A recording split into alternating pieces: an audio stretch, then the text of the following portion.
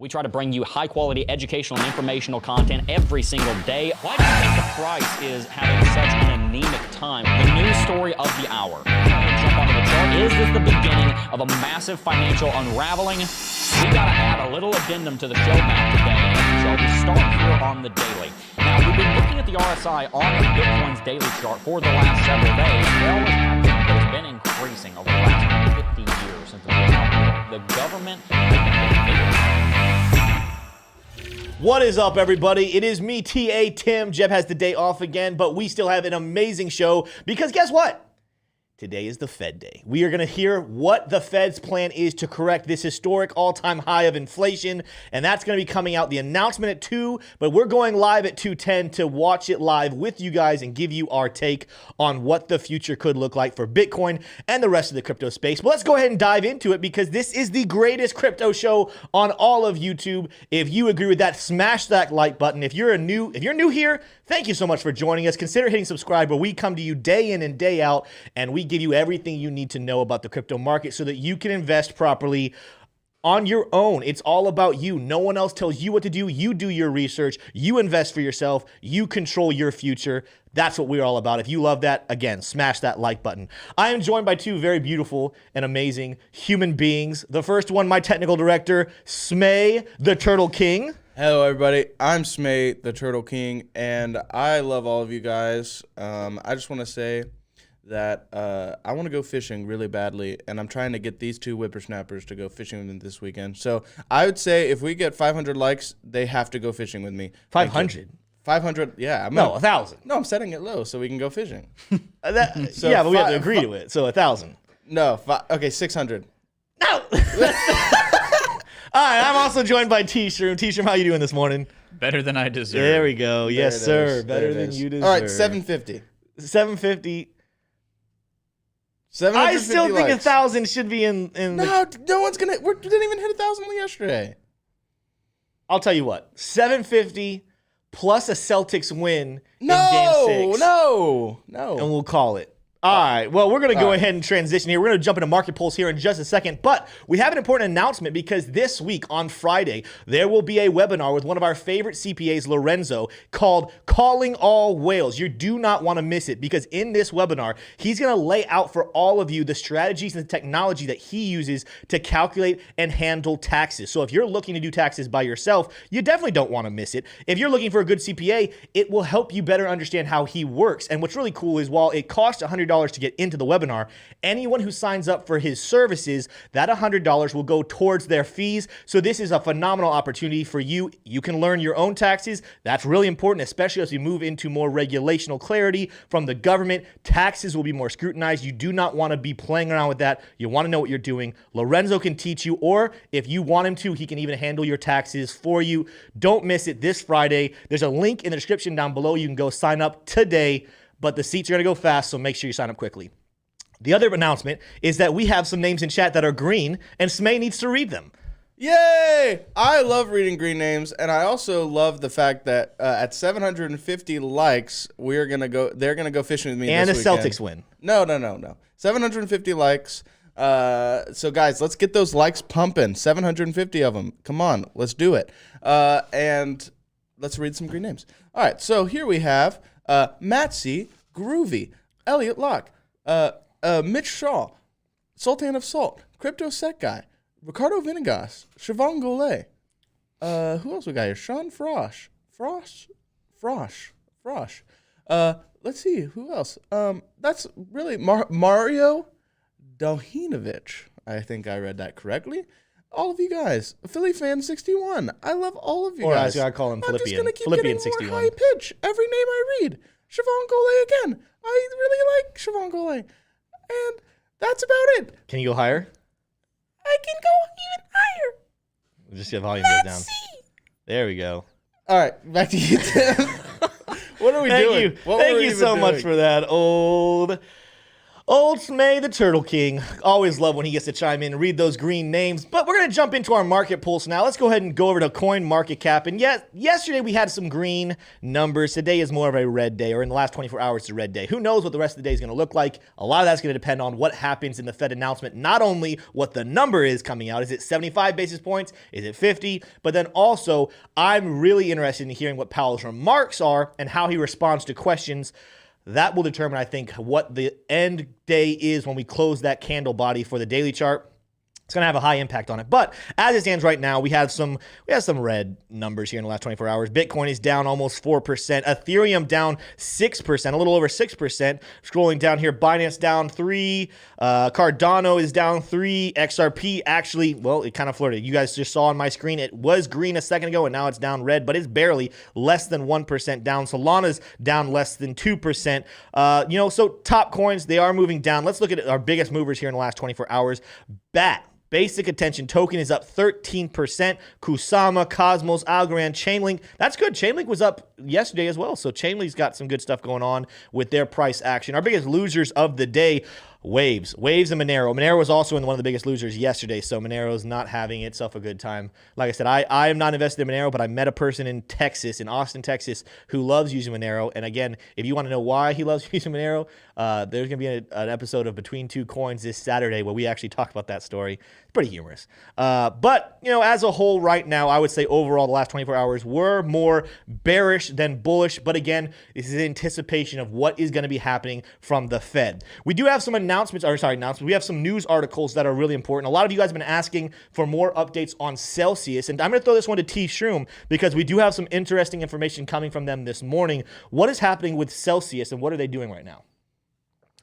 It's an excellent question, Tim. Well, if you'll go to my screen, I've got pulled up an article by Decrypt.co, and they are saying that Celsius has hired restructuring attorneys looking for financing options.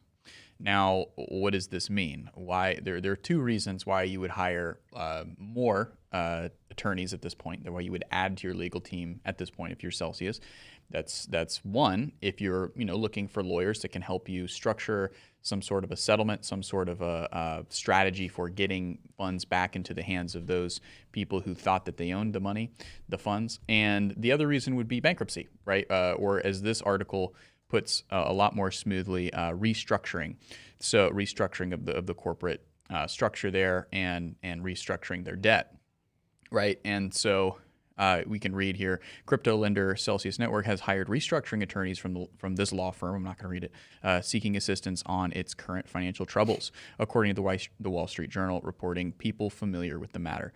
So, some insiders there giving some information out. This is common knowledge being spread across crypto and financial market media outlets alike. And then you'll scroll to the bottom, Celsius breaking its silence. The firm took to Twitter on Tuesday to say that it is working as quickly as possible and will share information as it becomes appropriate. And it's also saying that it's acting in the interest of our company remains our top.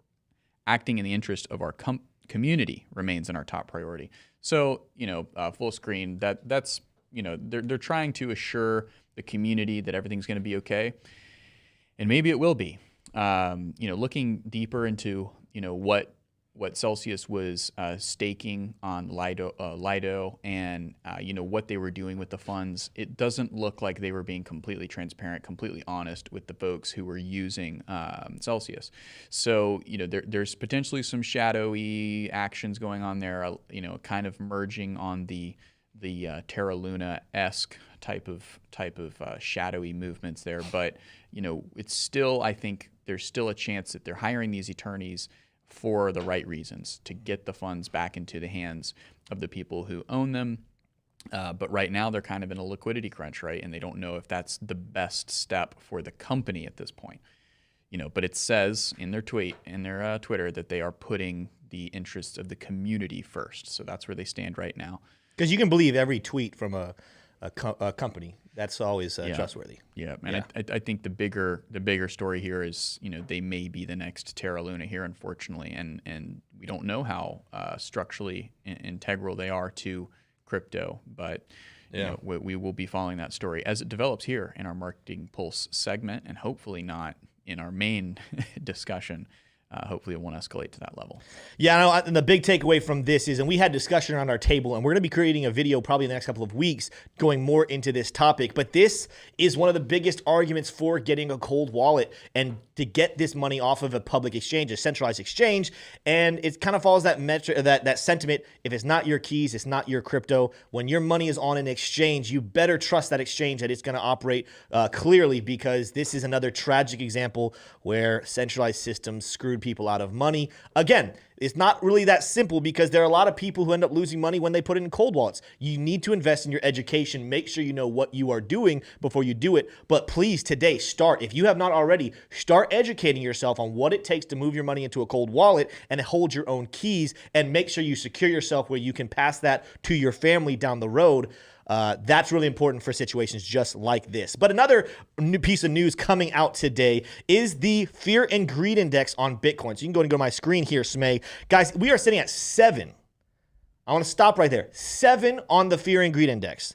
You know, we've had 8 recently. We've actually seen 8 twice, and that was touching some record lows. But 7 is significant. I want to show you guys why. If I come over here, down here to this max chart, I wish I could see more back. It's only showing me as far back as February of 2018. If I could show you guys back here, I was reading an article even this morning. We did have a massive dip earlier, in 2018 as well. But the lowest metric that we have, and I can't tell the exact number. The screen won't let me get exactly to it. But if you're looking at this chart, that's 0, that's 10. This number is sitting somewhere right around 4 or 5. That was back in 2019, right as we were approaching the bottom of the bear market. I'm going to go to the screen. We'll click TA, and I'm going to show you guys on the hourly chart. Let me show you guys back what was happening back in 2019 that we had this metric. So this on the fear and greed index, this metric is sitting right around September of 2019. Going back here, September of 2019 was right about here.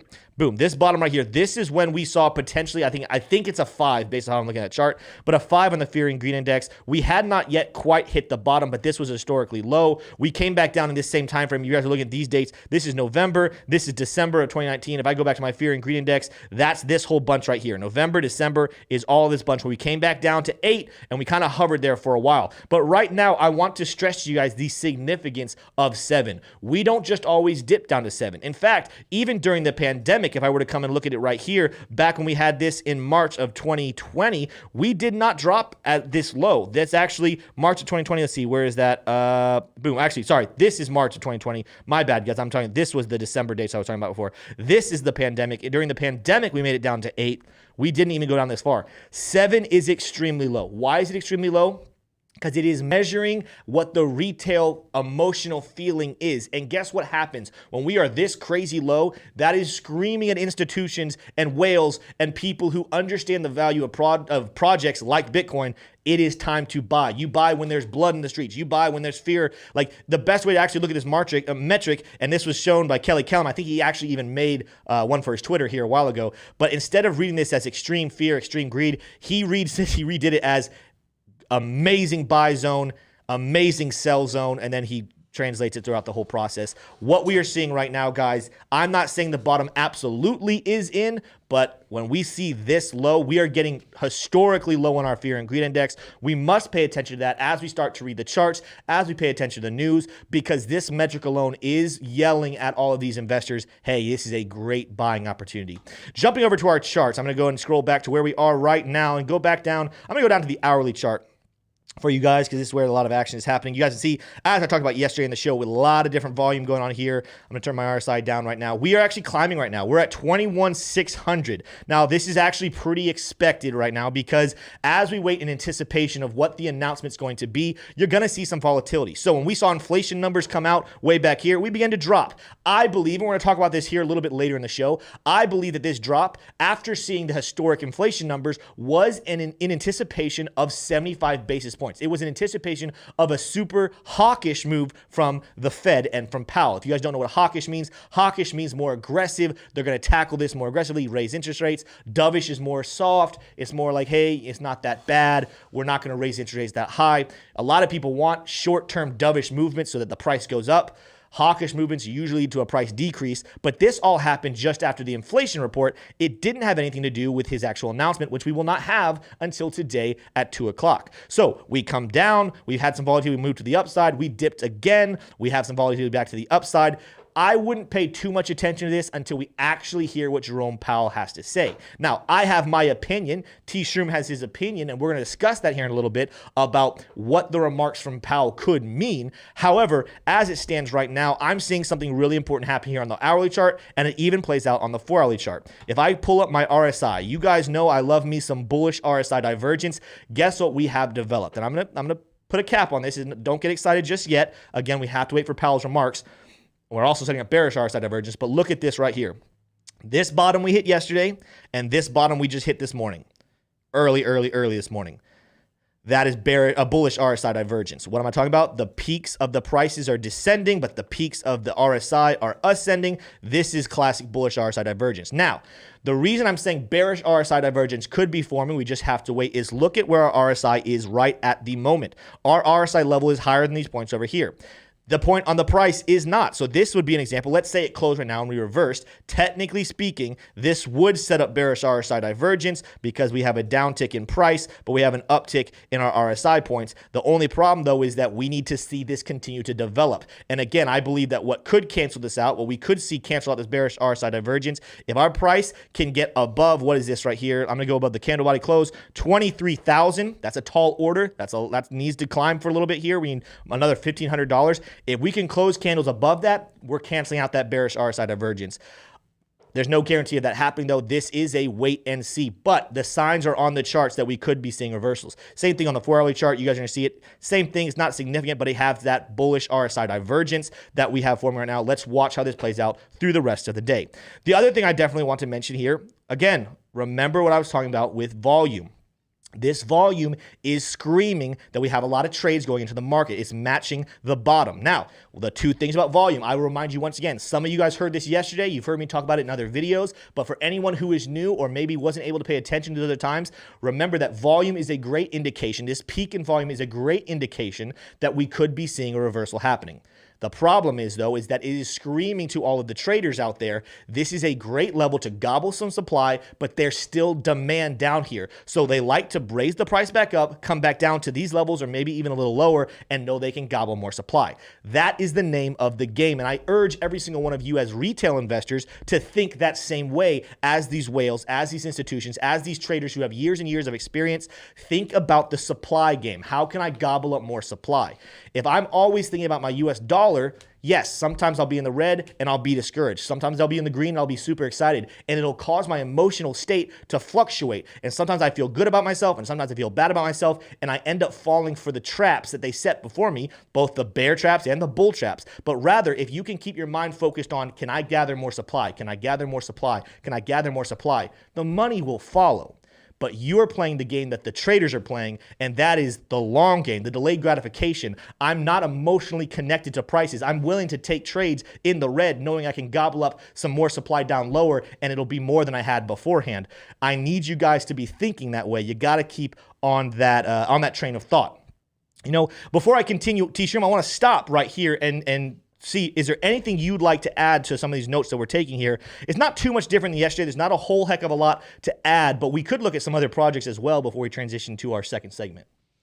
Yeah, I mean, if you just go to my screen, I mean, what I'm really tracking is just kind of the RSI. Just look at the levels that it's at. It's just so it's indicating at least that it's so oversold. Mm-hmm. And then if you look at the MACD on the 4-hour today, it's actually, you may have mentioned this, but I didn't mention it, but yeah, it's about to cross. Kind of have a little bull cross incoming.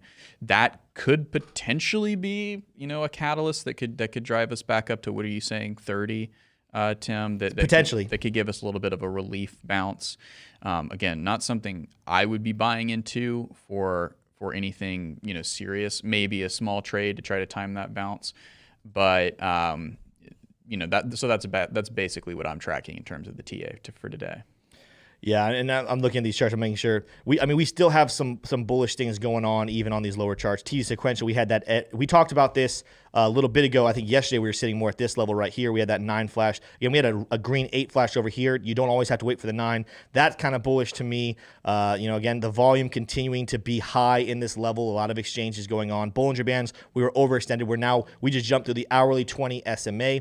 This is kind of what I'm looking at right now. Is there's signs of hope. There's absolutely signs of hope that we could see a nice rally, but we do need to wait and see what Powell says. That is the biggest determining factor right now, is what does Powell say? Because if he comes out super dovish, it might have long-term terrible implications, but short-term bullish implications. If he comes out hawkish, it could either stall us out and make us move sideways or move to the downside. There is a lot of questions about not only what the final decision is in terms of basis points, but also how does he respond? What are his remarks when it comes to the incoming recession? What are his remarks about the future thought of what's going to be happening with each and every single one of these monthly meetings? I want to look at a couple of their projects. So just so you guys know, Bitcoin, it did come down, and we had a wick this morning that touched about 20,000, and I believe we got down to 20,070, roughly somewhere in that region. There's significance to that, because there is that psychological barrier, and I'm going to put it up here, and we'll probably leave it up here for a while. There is a psychological barrier at 20,000, and I can't remember where I saw it, but someone else was talking about how we, for months now, and I will give them credit, we didn't believe here at Crypto Jebb. We thought that there was a lot of fundamentals that would keep us away from 20,000, but people have been calling for a $20,000 price ever since. I remember them calling for it even back here in around January of 2022. All right, guess what? We are super close. How many buy orders do you guys think are sitting right there at $20,000 right now? That's going to be a very hard level of support for the bears to break through. I'm not saying they won't break through it, and we're going to talk about that in the second segment. But remember, that's a really key area of support. Maybe even some of you viewing right now, you guys are sitting here saying, yeah, Tim, I am one of them. I'm one of the ones who put in a buy order at 20,000. I know Robert Kiyosaki, for example, is one who said his next buy point, he said this months ago, his next buy point was $20,000. How many people using that psychological barrier are putting their buys right there? And it's going to take a lot of bearish pressure to break through that point. Again, not impossible. It's just going to take a strong force. And I don't know yet if the bears have enough without a very hawkish take from Powell to do so. Let's go ahead and look at a couple other projects real quick before we transition into some chat in our second segment. Ethereum had and I talked about this a little bit yesterday in a video I made. Ethereum has been outpacing other cryptos like Bitcoin and Cardano to the downside. And look at it right now. We actually touched down at about $1,020. That, I'm just saying right now, I know Ethereum has some issues, and I know we at this channel have told you guys Ethereum is got a lot of things to solve, but I still think Ethereum is a solid project. Anyone who gobbled it up right there at 1,000, I'm sure that 1,000 flat is a pretty significant level of psychological support. Anyone who gobbled that up is probably going to be very happy. Who would have thought, after what we saw with happening at Ethereum in the last year, that we would see a $1,000 Ethereum again? That is phenomenal. One of the reasons why we saw it, though, and I talked about this in the video, but for anyone who didn't watch it, I'm going to talk about it a little bit more. We over here, if we go over to our Ethereum over Bitcoin chart, I talked about this months ago. Some of you guys remember around this point. I said, Cardano, for example, over Bitcoin was in a falling wedge. Ethereum over Bitcoin is in a rising trading channel. It was actually outpacing Bitcoin. It was outpacing the rest of the crypto market. A lot of people were super bullish about Ethereum. It was doing great. Whereas everything else was dropping, it was kind of still moving to the upside. But guess what I called for around here? I said, we might come back up and touch resistance, or we might go ahead and break through, but Ethereum, it needs to go ahead and cool off. There's too many fundamental things that have problems with it. There are people that have problems with it. It's going to start losing ground. And sure enough, that's exactly what happened. Whereas with Cardano, after massive downside movement, after it being outpaced by almost everything else, it just broke bullish out of its falling wedge. And Cardano, if you guys haven't noticed, whereas everything else has been dropping, Cardano's been holding up pretty strong. If I'm looking at these charts right here on the daily chart, I want you guys to just look at these charts. Look at the levels, how it's not dropping below these major levels of support the way Bitcoin is. Look how much lower Bitcoin is than we were back here around May, back in Ethereum. Look at where we were back in May around Ethereum versus where we are right now. Cardano is only coming back down to those exact same levels. It's having a phenomenal time now with its price action, but guess why it's having a phenomenal time with its price action, even during this dip? Because it did dip. It was up in the 60s, but it came back down. However, the fundamentals of Cardano, what they are building such a platform where it was able to reserve that dip. It was able to keep that to a minimal. And these are the signs right here of what Cardano has potentially in the future, and is another reason why we are excited. Now, I want to reiterate, everybody, We are not sponsored by Cardano. Despite everyone's claims and everyone thinking that we are receiving this money from Charles Hoskinson, we're not. And I'm going to tell you right now, we actually even heard from their team, love their team, and I think their team does love us as well. They're like, man, you guys talk about price so often. Why do you have to talk about price? Well, guess what? We're a price analysis channel, and we're going to keep talking about price with Cardano. However, the reason we love it is because of that team, the people that are developing, and the fundamentals they have. They're resistant. Their resistance to just give people exactly what they want when they want it, but rather to build the right system the right way, and they're going to take the time to do it. They are going to keep themselves from becoming the Lunas and the Solanas and the Celsiuses of the world. They're going to build things the right way, the correct way. And guess what? When you see good fundamentals on a project, you will see the price follow. So I love Cardano for its tech. I love it for its use case. And guess what? The price is going to end up matching that here in the long run.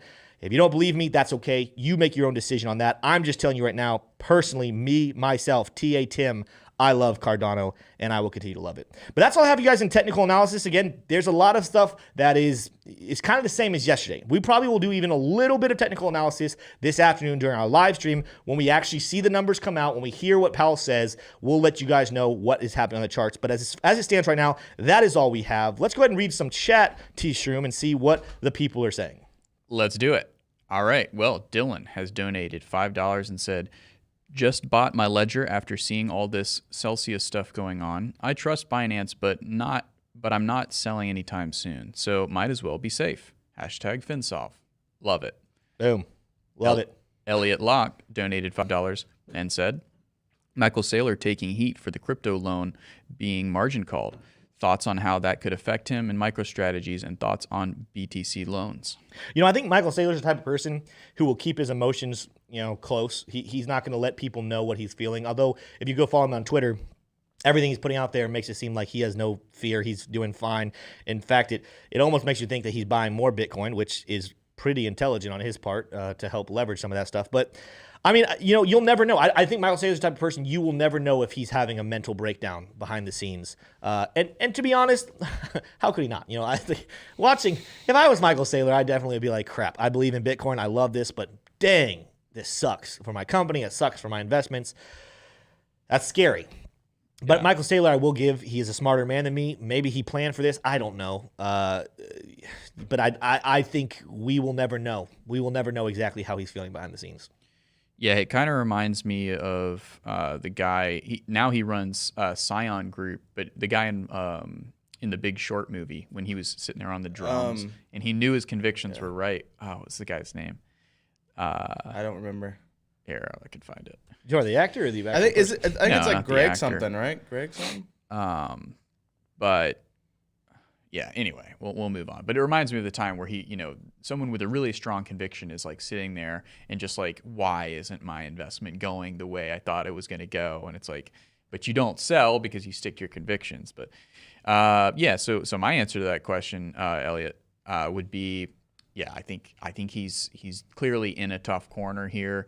But they have a ton of Bitcoin, so it's like they can pay for what they're not going to get liquidated, right? Mm-hmm. Their balance sheet of Bitcoin might go down, which sucks obviously, but they have plenty of ammo before they're getting anywhere close to liquidation. So if I'm Michael Saylor, I also have a pretty robust financial team and legal team, so I'm not stressed right now. But worst case scenario, I'm going to have to spend some Bitcoin to fulfill those option contracts that I have, and so I don't get margin called. But I think they're very far from getting liquidated. So yeah. Yeah. Well, we'll have to see. Again, I think we won't know it until we see it that he is in real trouble or if he's just riding out really well. Yeah. So anything else in chat? Yep. Yeah, we got a donation from Rick4962. Just $50, and then he also member for 10 months, Jebb Grandmaster, same individual. Rick4962 said, with Bitcoin dropped down so low and big corporate buying up millions, plus will that speed up the supply of Bitcoin? Thanks, Yard Dog. Say that one more time. Read that one again. Basically with Bitcoin dropping and corporations buying up millions, will that speed up the supply of Bitcoin? will it speed up the supply of Bitcoin? If he means will it speed up the mining of Bitcoin, no. The answer to that is no. But if it means it'll speed up how fast we rally, yes, it could. And that's what you're going to see happen again. In my belief is I don't know if this is the spring. And in fact, there's a lot of things that tell me this is not the spring. But when we do see a spring, and I'm not talking about the season of the year, I'm talking about the spring and price action, where the price is just such a juicy, nice level to buy. They're gonna buy a lot. I don't think you're gonna see a very slow trickle. We might see a sideways movement before a spring that then explodes, but when we start a bull run again, when we start moving to the upside, it's going to be explosive in the beginning. It is going to have a nice little punch to it. But if he was asking if it's going to make us produce Bitcoin more often, which I don't think he was asking, but I just want to clarify, no, that will not speed up the supply of Bitcoin like that. Yeah, no, and my response to this would be, we will be covering bottom prediction stories, pretty soon, but this isn't the season for that yet. We're still trying to assess, what's going on. Things with the pin hasn't dropped with Celsius, the hat hasn't dropped with Celsius, whatever the phrase is. So, there's, and obviously today, with the Fed, they could make some statements that could rattle markets and send us lower. So predicting a bottom today on Wednesday, June 15th, doesn't really make a ton of sense. But the supply, which you're pointing out, Rick 4962, is one of the catalysts, one of the springs, the developing stories that could potentially bring us to a giant bull rally. Yeah. And that's in the cards. But right now, it's like, we're not really talking about that quite yet.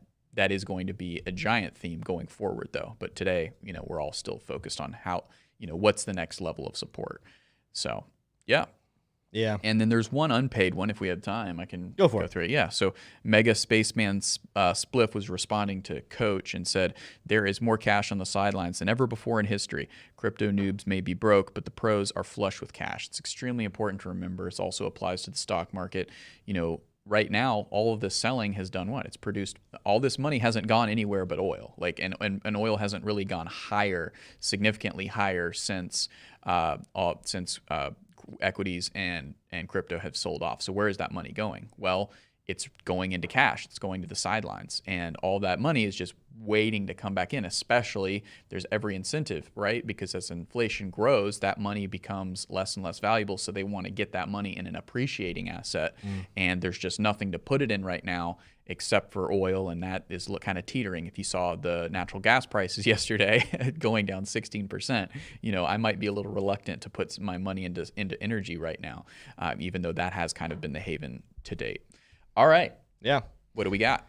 Well, let's go ahead and jump into our second segment. And this is the question I think a lot of people are asking. And again, we're going to discuss it here. We're going to discuss it this afternoon as well. But is Bitcoin going to go below $20,000? We talked about the technicals right now, and we'll probably refer to those here even as we continue in this discussion. But there is a possibility, and the question is there a strong possibility that we actually will end up dipping below $20,000? This is really important, and I know it's on the tip of everyone's brain. And what we need to be looking at is we need to be looking at what Powell says this afternoon. I do believe this is the biggest key of what we're going to see affect the price. Are we going to see 75 basis points? Are we going to see 50 basis points? Are we going to hear his remarks and his answers of questions be super hawkish? Are we going to see them be super dovish? We got to ask all these questions, and we're going to cover that, and we're going to be looking for those in the press conference. But if you guys are wondering, we actually still today, the report from the Fed rate monitor tool that predicts this, a lot of economists trying to predict what the point is going to be. The numbers have actually gone up. And right now, yesterday, I believe the number was 92% of these, the people voting, they believed that we were going to see a 75 basis point hike versus yesterday was 8% said we were going to have a 50 basis point hike. Well, let's see. Am I reading this correctly? T-Shroom, actually, I'm looking at this, and I know you put this in the document, but actually what I'm seeing right here, 175, it looks like it's completely shifted, that some people potentially might be looking at a 100-point basis hike, and then it's actually almost like the discussion is between 75 and 100 rather than 75 and 50. Is that correct? Yeah, if it's pulled up on your screen, you don't have to leave because I'm looking at the same thing. But this morning, that number was 98.8, and that number has shifted. So now, yes, in the last couple hours, the market is now, the CME futures market is now predicting that it would go up by 100 basis points and to close. And our new interest rate from the Fed would be between 1.75 and 2 which would and I don't think it's going to be 100. I really don't. But that would go That's pretty in crazy. favor of it definitely being a 75 basis hike. And that's obviously what we're going to be talking about today. Yeah, actually, if you're looking right here, this will tell us right here, guys. Last week, the probability 125 to 150, which in this case that means 50 basis points. There was a 96% likelihood it was going to be 50 basis points again. Right. A 3.9% chance it was going to be 75. Yesterday, it shifted 97.5% 75, and actually 2% that it was going to be 1. And it's gone a little bit higher for that 100. Sorry, not 100 to 96% say it's going to be 75, and then 3% say 100 basis points. That is new. Like that, when we were doing our planning meeting this morning, that was not what we were looking at. That is very interesting. As you can see on this timer, we got 3 hours and 29 minutes until we actually hear what this is. So I want to pause right there because that actually a little bit changes where we're going to go with this discussion. So this is going to be really interesting. Smay, I actually want to throw it to you really quickly. What are your thoughts about hearing that new update? That it could potentially go to 100 100 basis points. Yeah. I mean, I think it's very aggressive. I don't think it's going to happen. Yeah, I'll be honest with you. But I think it does, like T-Shroom said, I think it choreographs how dire people see this situation. Yeah. And that I think it's more so a teetering towards 75. If anyone was thinking it was going to be less than 75, this is a cherry on top to say, no, they're probably going to be pretty aggressive. But again, these are all just predictions. So, I think maybe it's how we perceive it as a very dire situation. Maybe the Fed has some cards up their sleeve of how they're going to address it. We don't know. But yeah, that's my thoughts. Yeah, and here's a question for T. Shroom. Maybe you know. Do you know who the exact people are that are giving their predictions based on this metric? Like, who is this recording? Are these economists from banks? Are these economists from the government? Who are the people that are voting on this to give their opinion on what they think the actual rate's going to be? I believe this is reflective of futures trading. So this is, I don't know exactly how it works, but yeah, the CME is the market for futures. So this is a similar result, similar data to where the price of corn or the price of oil would be going in the future, right? So this is just predicting what the future is going to be. It's kind of like betting. It's like nobody knows what Jerome Powell is going to say except for his tight-knit legal circle. Yeah. But this is what the market is betting is going to happen. And so they're buying, I assume this is an aggregate of like maybe futures on bond ETFs or something like that, where they bet on the yields of those bonds, and that would be indicative of a specific tranche of the rate hike. So I know I said a lot of things there, but it's basically futures traders. That's and I think the really interesting, this is very, very, very fascinating, and we got to pay attention to this. But what's really interesting is Jerome Powell is not the one giving these numbers, and the Fed is not the one giving these numbers. And so as much as these metrics are showing this, we are going to discuss these could all be great predictions and be completely thrown out based off what Jerome Powell is thinking in his head. But I want to talk about, what does this mean? Let's say we do go 75 basis points, or let's say we go 100. What are the key points there? Like, what do people need to know about the significance of those points, T-Shroom? Well, I'd say first you need to understand at an elementary level. Maybe this is the first time you're tuning in to what the Fed even is. You're wondering, I thought this was a crypto channel. Why are we talking about the Fed? Well, the Fed interest rate hikes negatively influence crypto because hikes make money more expensive. And we'll talk about that a little bit more in a second. But this creates a risk-off sentiment in the market that drives money into low-risk stocks like banks, healthcare, energy, but mostly cash. As we said, mostly people are just selling out of stocks and crypto to just go sit in cash on the sidelines. But where there is investment to be had, it's going to be in very conservative things like healthcare. People are not going to stop getting sick. And also into banks and energy. People still need energy. Energy is also kind of favorable right now economically, but also banks. Banks benefit from a higher interest rate because they can lend at a higher return to themselves. They get a higher ROI for every dollar that they lend. So, but the point is that it doesn't go into crypto, and it also doesn't go into higher risk assets like mid-cap tech stocks. So Yeah, so that's essentially the elementary, kind of level of why we're covering the Fed today. Yeah. It's because what the Fed does with their interest rate hikes or reductions directly affects just the money available to investors, who are investors that take out loans and then use that money to go make investments into whatever they want. And so as the cost of those loans becomes more expensive, folks are less incentivized. As they move into a risk-off environment, they're less incentivized to put their money into things like crypto and into mid-cap tech stocks, which are growth-oriented. They're looking to grow rapidly. They're not looking to preserve capital. So now we are in a risk-off environment where folks are looking to preserve capital, looking at names that don't move that much, right? Things like ExxonMobil, things like JP Morgan, right? Things that have traditionally done well when rate hikes are going up. So, yeah, this is really important. And I want to transition. It might seem really simple, but we got to transition now into why does this matter? All this information we just talked about, what we're looking at happening today, why does it matter? Simple answer. And that is that all this will affect the price of Bitcoin. For those of you who are in the show, this will affect the price of Bitcoin. It'll affect the price of crypto. We are asking, is the bottom in, or do we have further downside to go? Some of you have already made the decision for yourself. You're already knowing, hey, we're going to go lower. Some of you are like, no, this is the bottom. This is it. We got to discuss what these implications mean there, but it is super important when we are trying to predict that bottom. So we got to start asking ourselves some questions. And teacher, I'm going to ask you, and then I'll give my answers as well. Let's start really simple. Is Bitcoin going to hold $20,000? I don't think so. My personal perspective is we're already in that range, and we haven't we haven't gotten the Fed decision yet, and and most importantly haven't gotten the press conference yet. I think that the decision is 96% likely, or at this point, right? Or at least the CME futures think that, but we don't know what Jerome Powell's actually going to say, and we're going to be watching very closely.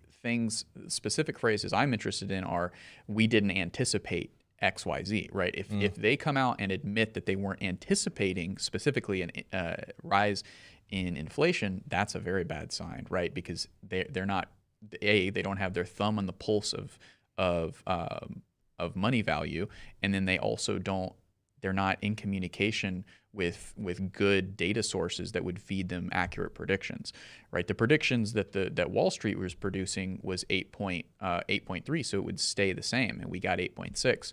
So hopefully you would think that Jerome Powell, the person who has the most amount of resources of information and data about the economy, would have known that the inflation was going to come out a little higher. Now, I also think that there's some things going on in Europe with their sovereign bonds, essentially, there's some issues going on there structurally, and the ECB is actually going to be having a unscheduled meeting soon to kind of address that. And I think that could be playing a role in the Fed's and I'll be looking to see what Jerome Powell says about that. Does that play into Bitcoin going below 20? I think that it could, but that's kind of a tangent, developing story that I'll be keeping an eye on. But yeah, no, I think there's every reason for sell pressure to be the dominant force right now for crypto and for Bitcoin, and it, that. So I would love to hear what you think, though, Tim. Yeah, no, my answer is different. My answer is potentially, and that's not a yes, that's not a no, it's potentially. And when I say potentially, it is because I think it will really hinge, if we break below $20,000, it will hinge on the way Powell responds to questions. And let me break down why that is. First of all, I saw people ask it in chat, and I want you to know I am in camp. We have already baked into the price 75 basis points. When we saw that historic inflation, that's when the price started to dip 7 days ago, and now it's 8 days ago. I said that yesterday, it was 7 days. 8 days ago, we started to dip after that inflation. We've baked that in. This dip was because of it. There's anticipation. All week this week, we have been looking at the probability of 75 basis points just climb over 90%. I do believe the price is baked in. Here is the problem, though. What happens? What happens with that question and answer portion of the Jerome Powell press conference?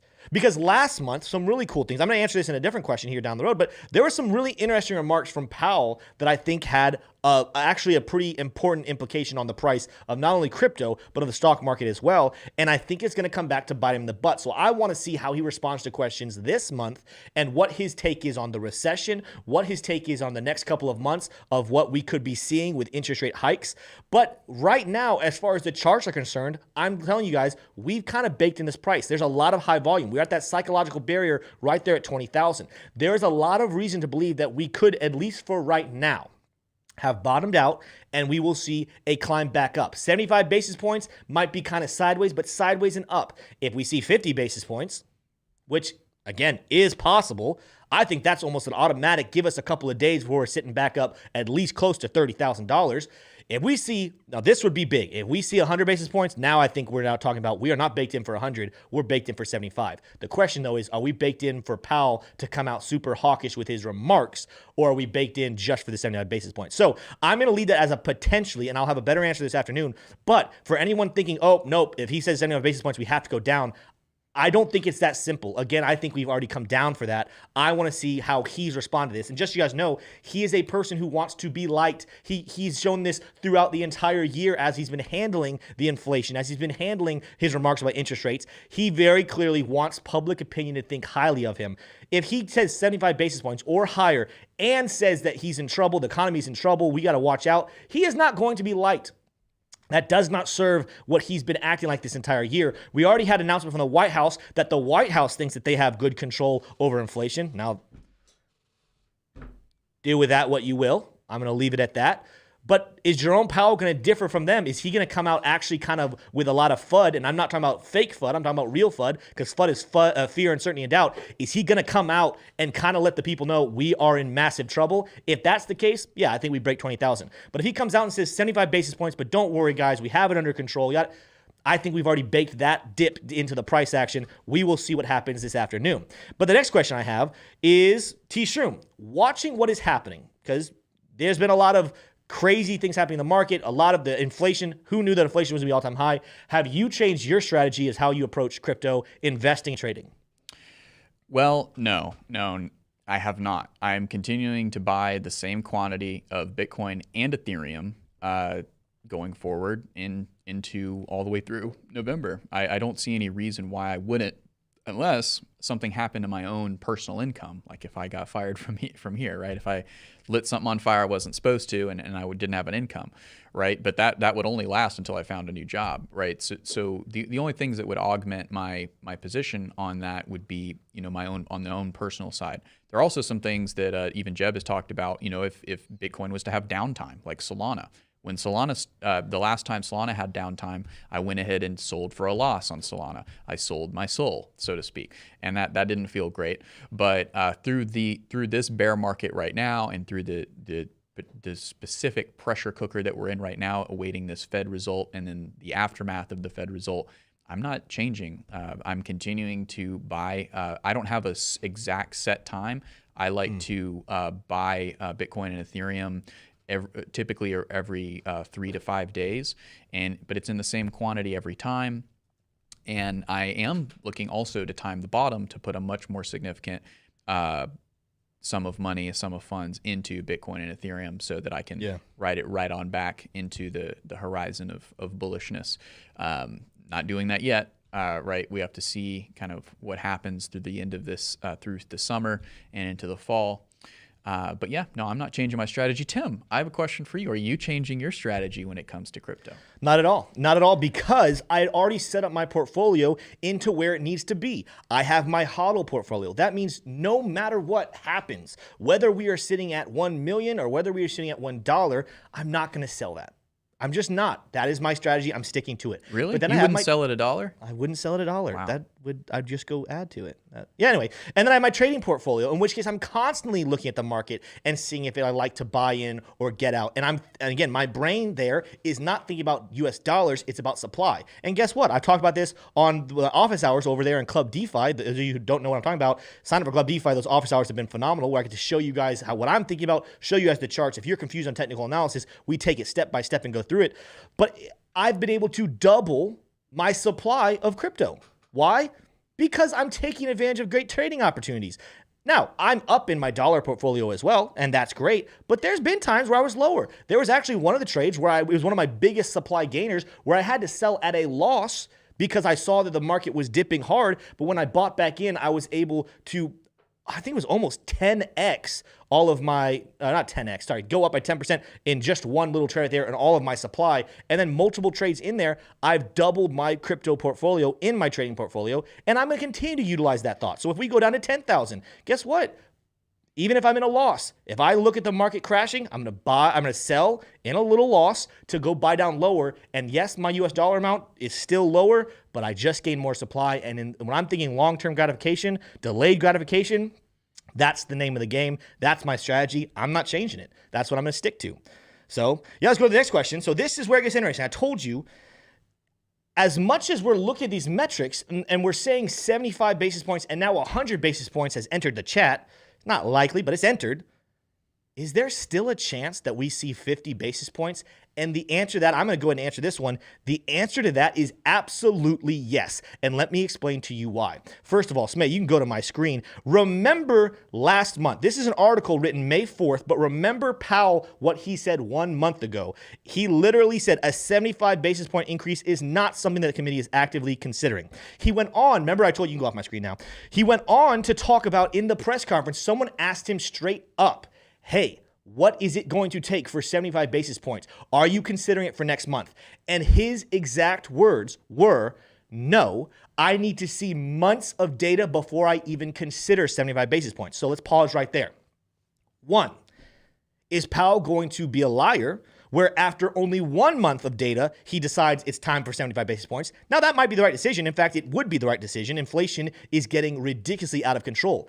But after only 1 month, he's going to go back on his word. He said 1 month ago that he needs multiple months before he instills that high of an interest rate. He's kind of sitting between a rock and a hard place on that point. The second thing is, if you actually go, you can go back to my screen now. There was actually a report here a couple of days ago. Actually, I think this was like today's what, the 15th? So this was yesterday.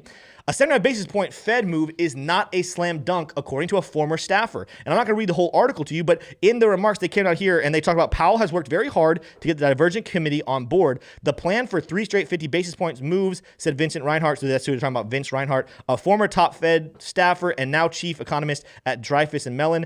As a result, Reinhart still thinks that there's a higher chance that currently in the market for a 50 basis point move on Wednesday. This was a report from yesterday. As of yesterday, even though all of these numbers, the CME reports are coming out saying there's a high probability of 75, somebody who worked closely with the Fed, with Jerome Powell, still believes that the highest probability in Fed's opinion, in Powell's opinion, would be 50 basis points.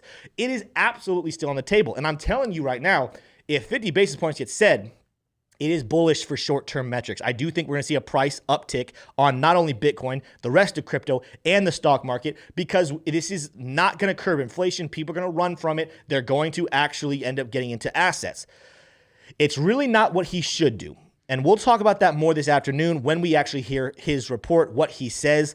But Powell has not been a person who has been doing what is best for the people. It really feels like he's doing what is best for his self-image. And so even though we're seeing probabilities come out and the 90 percentile that we're going to see 75 basis points, and actually it looks like almost no one in the CME is predicting 50 basis points, they are not Jerome Powell. They are not in the Fed. Nobody knows what is happening in those meetings. What's been happening yesterday and today when they've been discussing this, there is still a very real possibility that we see 50 basis points on the table. And guess what that means? Short-term bullish price action, and we're just going to keep kicking the can down the road, and we'll let the problem with losses of jobs, we'll let the problem with the continued inflation, we'll let that be our problem here next month or the month after.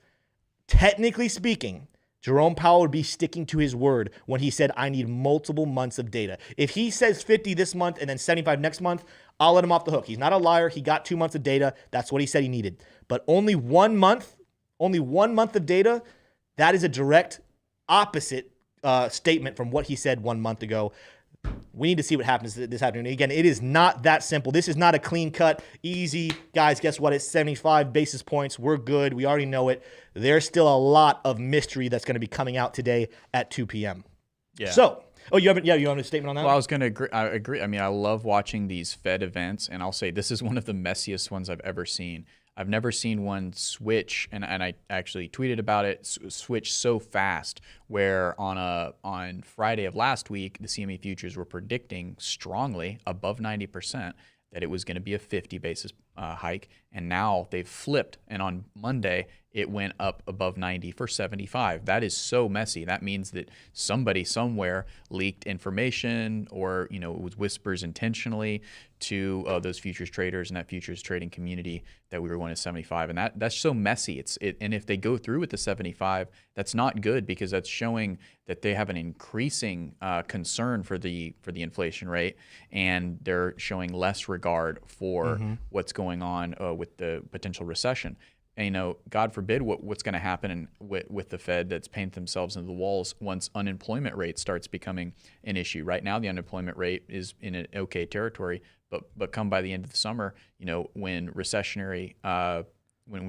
is not just predicted, it's a reality, and folks are getting laid off.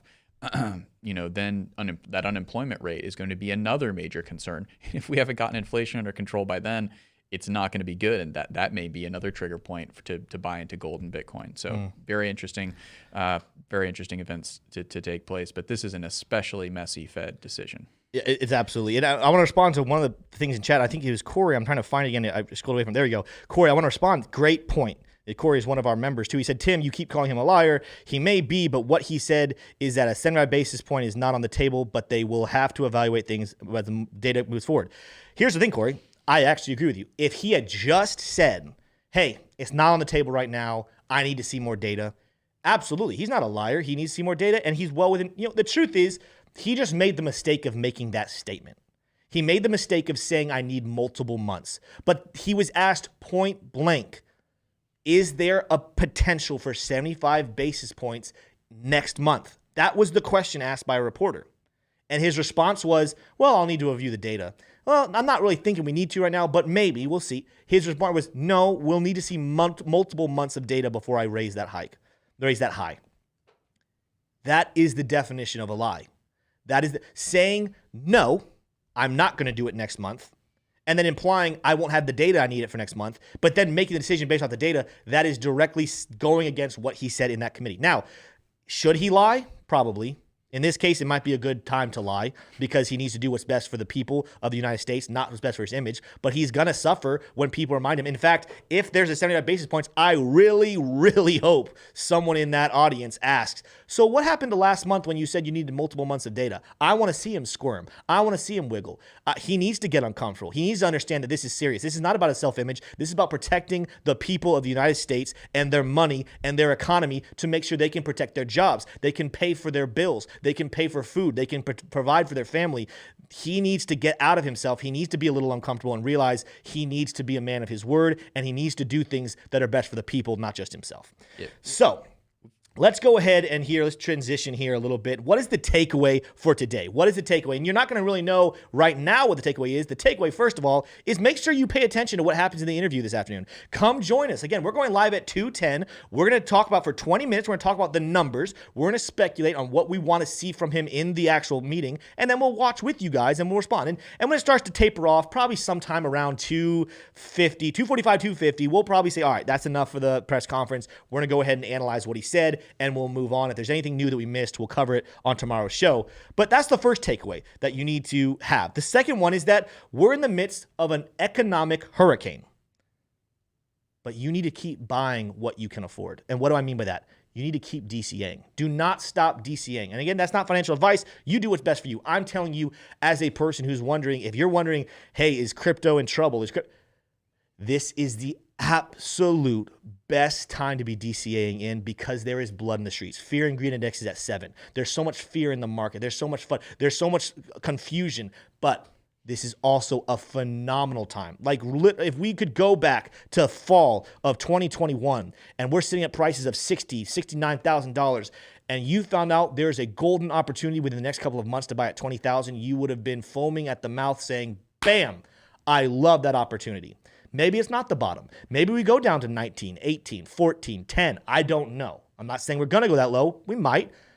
But even if we went that low, 20,000 is still a phenomenal buying point. Do not stop your DCAing strategy. If it's every single Friday, continue to do it every single Friday. If it's I put in $10 every single day, still put in your $10 a day.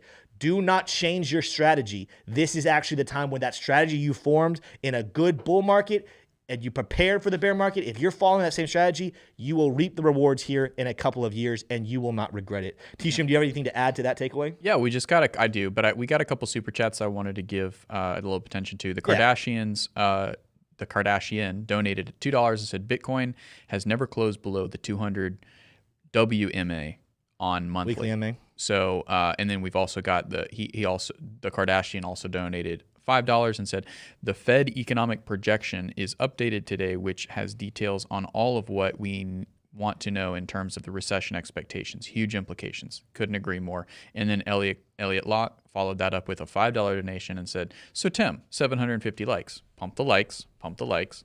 I think my wife is in chat saying that that's a no-go. What? And She said it could be if we let her go.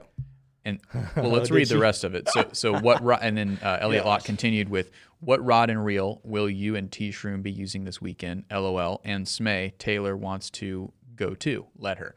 So there's been also some developments, some key developments in a potential fishing trip that started from nothing, but has now mushroomed into quite a very fun event. Is what it's looking like.